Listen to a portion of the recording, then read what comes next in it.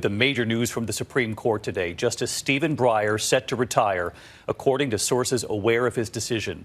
We await official word from the justice himself, who at 83 is the oldest Supreme Court justice, the most senior member of the liberal wing, long a staunch defender of a nonpartisan court. Tonight, his impending retirement giving President Biden his first opportunity to nominate a justice to the high court. And with the midterms coming and a razor-thin majority in the Senate, indications tonight this could move swiftly. Justice Breyer, nominated by President Bill Clinton in 1994, confirmed by a vote of 87-9. He was known as a consensus seeker with a pragmatic vision of compromise, on the court for 27 years. Justice Breyer has often spoke of his respect for his fellow justices, no matter their point of view.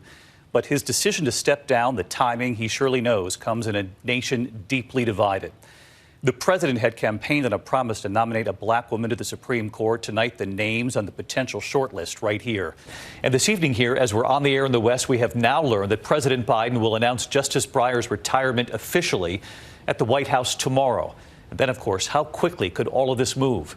We begin tonight with ABC's Terry Moran, who has covered the Supreme Court for years, and he leads us off from the court tonight. Justice Stephen Breyer's surprise decision to leave the Supreme Court at the end of this term, according to several sources familiar with his decision, marks the end of an era. And his departure will give President Biden his first chance to nominate a justice to the high court, though Biden's pick likely won't change the court's solid 6-3 conservative majority. President Biden today refusing to comment on Breyer's resignation until the justice himself has a chance to speak. Every justice has the right and opportunity to decide what he or she is going to do and announce it on their own. So help me God. Congratulations, Justice. Justice Breyer is 83 years old, and he served on the court for 27 years, nominated in 1994 by President Bill Clinton. On the court, Breyer has been a centrist and a pragmatic justice, seeking ways to bridge the ideological divides and focusing on the real-world consequences of the court's rulings. And he passionately insisted the Supreme Court is not a political institution. My experience of more than 30 years since the appeals court as a judge has shown me that once men and women take the judicial oath, they take that oath to heart. They are loyal to the rule of law, not to the political party that helped to secure their appointment. Among Breyer's most important cases, upholding abortion rights by striking down a Nebraska law that prohibited late-term abortions, limiting presidential powers over recess appointments, and expanding students' free speech rights by ruling that a cheerleader's off-campus Snapchat post deserves First Amendment protection. Genial and confident, Justice Breyer admitted to Larry King in 2010 that he was once racked by self-doubts on the bench. I do know my own first 3 years, I was frightened to death much of the time. Of? How do I know I can do this? How do I know I won't make a mistake? I will do my best, but there's no one to correct it necessarily. In recent years, progressives worried that, like Justice Ruth Bader Ginsburg, Breyer would stay too long and hand his seat to Republicans, pressured Breyer to retire. He told the New York Times just last year that he was reminded of something Justice Antonin Scalia once told him. He said, "I don't want somebody appointed who will just reverse everything I've done for the last 25 years. And he told George Stephanopoulos he looked forward to life after the Supreme Court. There are many different considerations, and that I do not intend to die there on the court. I hope not. And I'm thinking about them, considering them, and that's as far as I'll go.